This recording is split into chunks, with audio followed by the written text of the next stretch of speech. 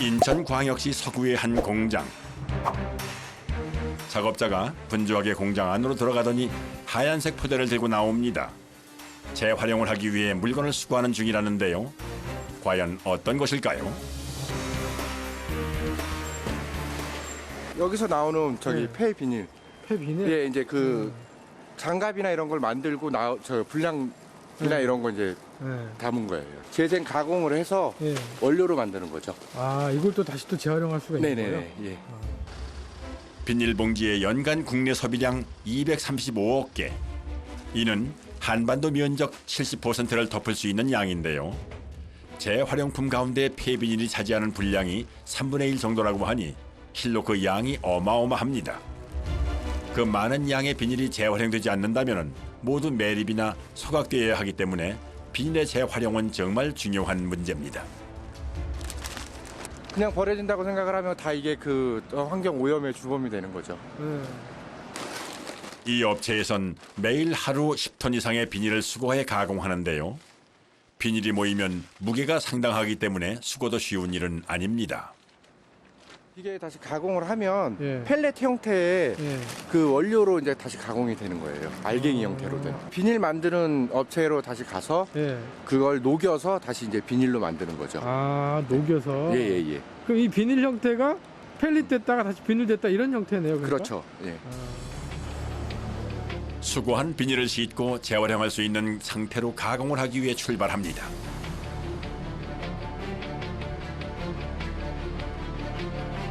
경기도 파주시의 폐비닐 가공 공장. 2톤 가까이 드는 폐비닐을 실은 트럭이 공장 마당으로 들어옵니다. 오늘은 지금 들어온 폐비닐 외에도 작업이 밀려 있어 하루 종일 바쁘기 때문에 작업자들이 빠르게 하차 작업을 진행합니다.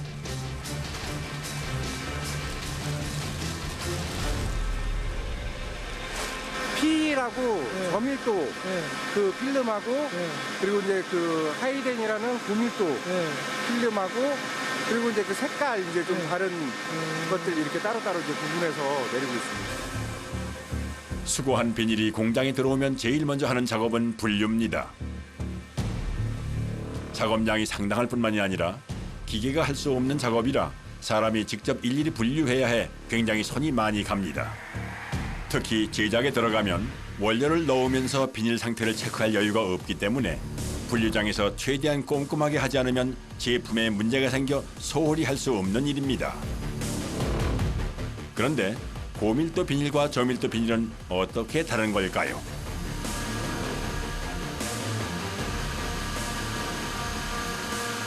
투명처럼 보이는데 이거는 고밀도고 이거는 저밀도거든요. 그러니까 이런 것도 따로 이렇게 구분을 해야 되고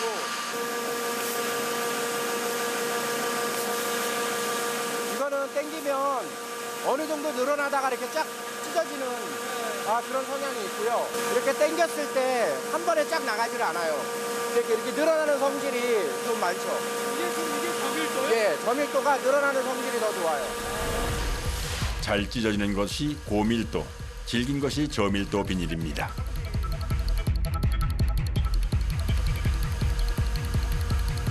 고밀도와 저밀도 외에도 색깔 분류도 해야 하는데요. 투명한 것과 투명하지 않은 것으로 분류해 색깔이 있는 것은 주로 검정색 비닐을 만들 때 사용합니다. 지금 이렇게 테이프를 띄는 작업은 투명에 이렇게 그 노란 테이프가 붙어 있으면 색깔 자체도 노랗게 나올 뿐더러 이 테이프는 OPP라고 해갖고 폴리프로필린 재질이라 재질이 좀 달라요. 그래서 이런 데 붙어 있는 테이프는 일일이 다 손으로 작업을 해줘야 돼요. 띄어서. 분류가 끝난 비닐은 가공을 위해 바로 다음 작업자에게 옮겨집니다.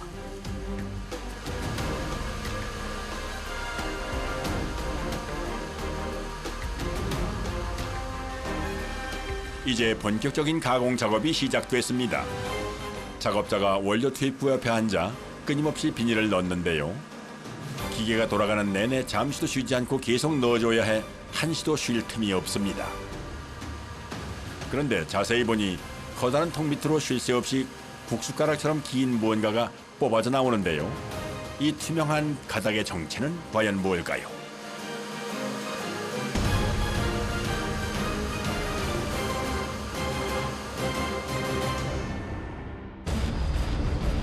경기도 파주시 폐비닐 가공 공장. 정신없이 뽑아져 나오는 이 투명한 가닥의 정체는 바로 폴리에틸렌 조각을 만들기 위한 원료입니다. 200도 이상의 고온으로 녹여 길게 뽑아낸 원료는 바로 냉각수에 담가 식힌 후 작은 조각 형태로 만들어집니다.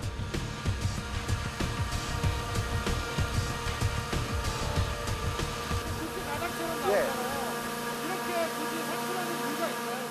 이제 덩어리가 크게 되면 그 비닐을 만들 때 그 기계에서 녹는 게 빨리 녹질 않겠죠. 그리고 스크류가 이제 더 작기 때문에 큰 덩어리가 들어갈 수가 없어요. 그래서 이렇게 잘게 뽑아줘야 녹는 점도 빨리 녹기 때문에 이렇게 잘게 뽑는 겁니다. 한창 작업을 하던 작업자가 기계 옆에 지키고 서 있더니 뚜껑을 열기 시작합니다. 이 속엔 원료의 이물질을 걸러내주는 필터가 들어있는데요.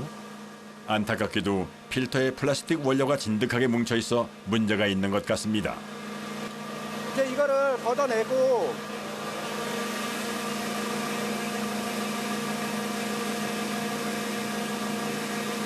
뭐 거뭇거뭇한 거라든가 이런 먼지 같은 게 많이 이제 묻어서 나오거든요. 이제 그런 거를 걸러내는 효과가 있는 거예요. 그런데 연기가 올라오는 모습이 굉장히 뜨거워 보이는 게 작업이 쉽지 않아 보이는데요. 이게 좀 많이 뜨거워서 화상을 좀 조심해야 되는 거라. 완전 진짜 떡이 젖어있네요. 네. 진득한 원료를 걸러내야 하기 때문에 최소 2시간에 한 번은 새 필터로 교체를 해줘야 합니다.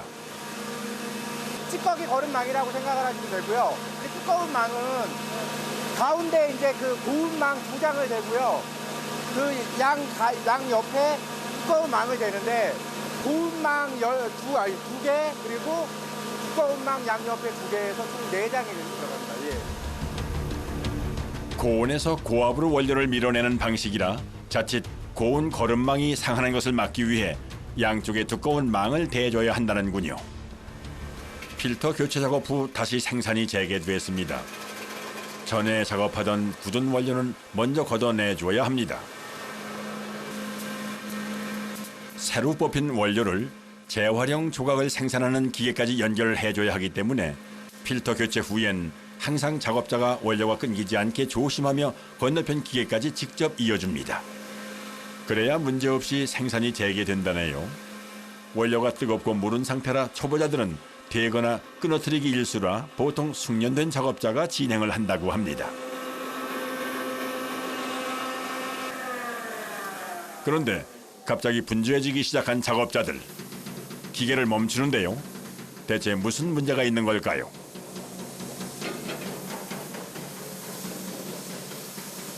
애써 연결했던 원료를 전부 걷어냅니다. 너무 뜨거운 게 들어가게 되면 냉각이 안 되다 보면 이제 너무 물러지니까 밀려서 이게 이제 떡이 돼가지고 이제 안 잘리는 거예요. 그래서 지금 이제야 원료가 제대로 나오기 시작합니다. 지름 2mm 정도의 굵기로 뽑힌 원료는 냉각을 통해 굳힌 후 쌀알보다 조금 큰 크기로 자르면 완성이 됩니다. 재활용 조각은 보통 25kg씩 포장해서 새로운 비닐을 만드는 공장으로 납품이 된다는군요.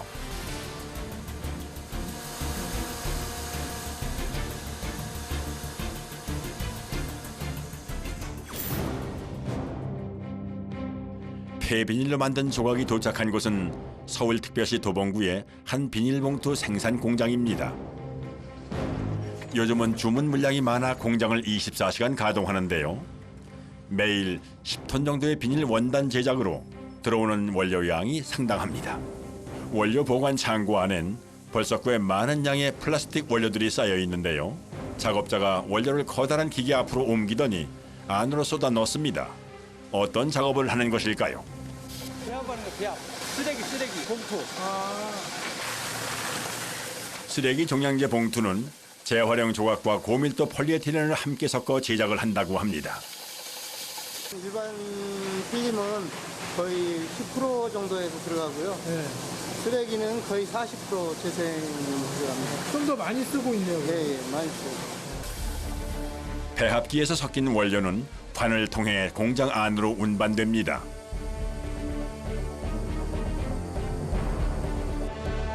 내부에선 벌써 비닐봉투 생산이 한창 진행 중입니다. 작업자들이 뭔가를 심각하게 상의 중인데요. 상의가 끝나자 원단이 서서히 나오기 시작합니다. 그런데 직접 사람이 원단을 잡고 건너편 작업자에게 전달을 해줘야 하나 본데요.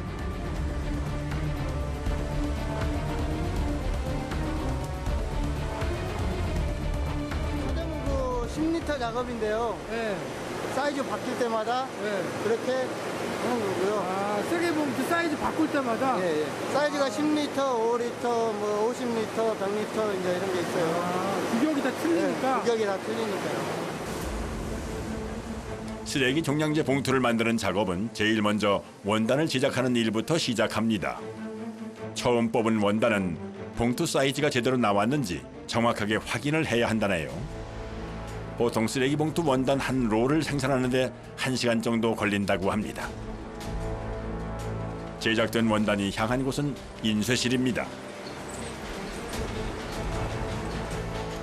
작업자가 밀폐된 창고에서 뭔가를 들고 나오는데요. 따로 창고에 넣어 관리하는 것을 보니 중요한 물건인 것 같습니다. 뭘까요?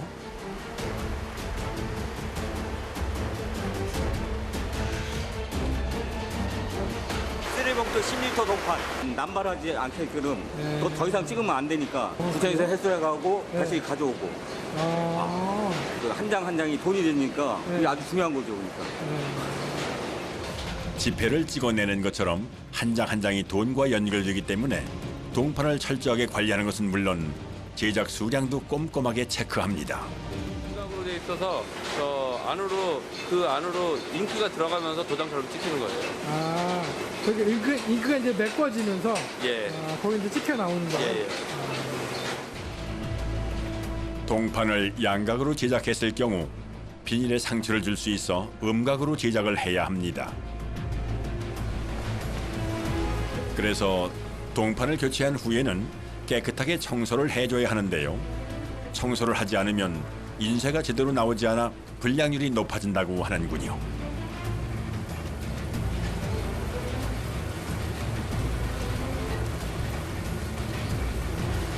먼저 번에 작업했을 때 그 망점 안에 잉크가 이제 발가 있으니까 그걸 빼내는 작업을 하는 겁니다. 말하자면 지금 세척해 주는 거네요. 예, 예. 작업 중인 기계에서 신기한 보라색 불빛을 발견했는데요. 원단이 회전하면서 불빛을 스쳐 지나갑니다. 2700V 때려주는 건데 이 세한 구멍을 내주는 겁니다. 잉크가 먹기 위해서. 처리가 안 된 것은 잉크가 안 먹습니다. 고압의 전류로 비닐 표면에 상처를 내는 것인데요. 이 작업을 거치지 않으면 인쇄가 제대로 되지 않지만 설사 된다고 해도 잉크가 벗겨진다고 하네요.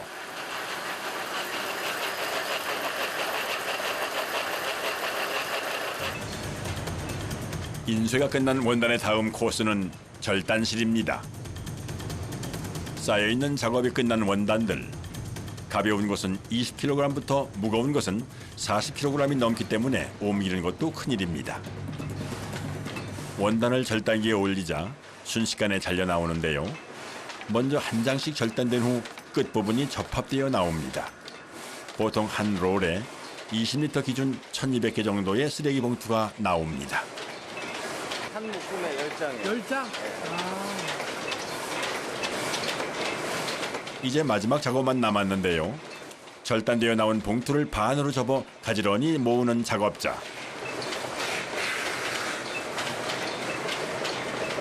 뭘 하려는 건지 보았더니 철형으로 봉투 입구 부분을 잘라내주는군요.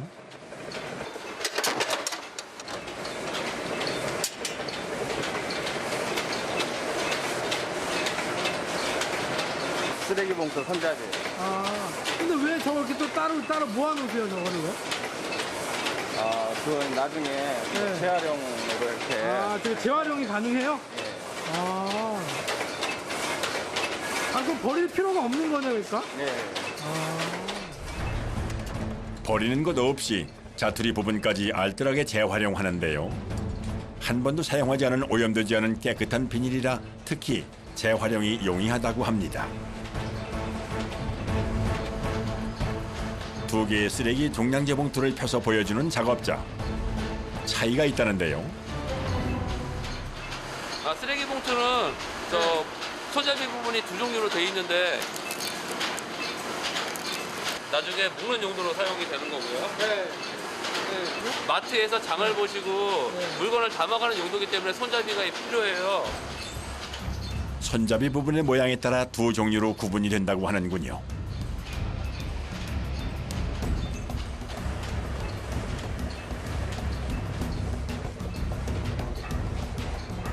이제는 마무리 포장만 남았습니다. 쓰레기 종량제 봉투는 정확한 수량 체크가 중요하기 때문에 일일이 작업자가 개수를 세어 접은 후 스티커를 붙여 마무리합니다. 이렇게 열심히 판매를 해요. 판매할 때. 그래가지고. 주체로. 이건 낱개 포장을 안 해요. 버려지는 쓰레기가 훌륭한 자원이 되는 좋은 예인데요. 폐비닐이 쓰레기 봉투로 재탄생되는 순간입니다.